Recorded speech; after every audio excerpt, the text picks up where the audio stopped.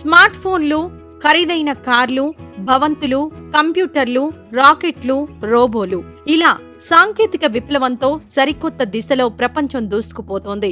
అయితే ఇంత అభివృద్ధి సాధిస్తున్న చాలా దేశాలు మాత్రం ఆకలి సంక్షోభాన్ని ఎదుర్కొంటున్నాయి. చాలా మంది ఆహారం దొరక్క మరణిస్తున్నారు.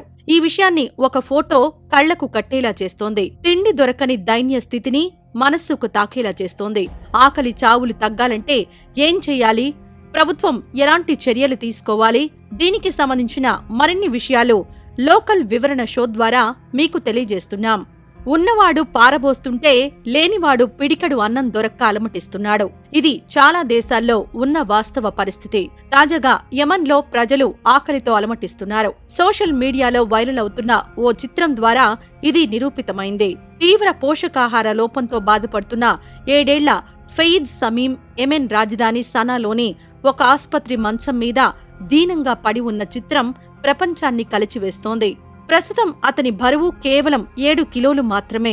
యెమెన్లోని సనాకు చెందిన కుటుంబం దీన స్థితిలో ఉంది. తినడానికి తిండి లేక పస్తులుంటూ దుర్భర జీవితాన్ని గడుపుతోంది. కనీసం బాలుడు, డబ్బులు లేక విరాళాలపై ఆ కుటుంబం ఆధారపడుతోంది. యెమెన్ వ్యాప్తంగా చాలా మంది పిల్లలు ఇలాంటి దుర్భర జీవితాన్ని గడుపుతున్నారు. ప్రస్తుతం యెమెన్లో 80% జనాభా అంతర్గత సంక్షోభాన్ని ఎదుర్కొంటోంది. నిజానికి ఇది కేవలం యెమెన్ సమస్య మాత్రమే కాదు, చాలా దేశాలు ఎదుర్కొంటున్నాయి. విజ్ఞానం ఇంతగా ఎదిగింది.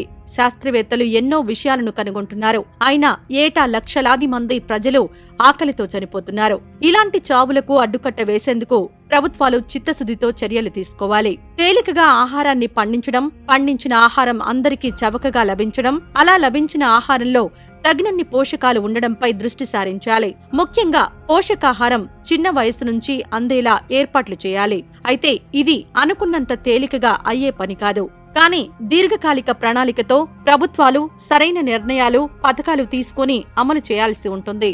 నిరుద్యోగం, పేదరికం, ఆకలి చావులు అనేవి ఒకదానితో ఒకటి ముడిపడి ఉండేవి. ప్రతి ఒక్కరికి పని ఉంటే, ఆ కుటుంబానికి సరిపడా ఆహారం అందితే అసలు ఆకలి వెతలు ఉండవు. అందుకు ప్రతి ఒక్కరికి పని కల్పించాలి. పేదరికాన్ని నిర్మూలించేందుకు అడుగులు పడాలి. దీంతో పాటు పేదలకు అందేలా సంక్షేమ పథకాలను అమలు చేయాలి. ఆ పథకాలు ఖచ్చితంగా పేదలకు అందేలా చూసుకోవాలి. అప్పుడు మాత్రమే ఆకలి చావులకు అడ్డుకట్ట పడుతుందని సామాజిక విశ్లేషకులు అంటున్నారు.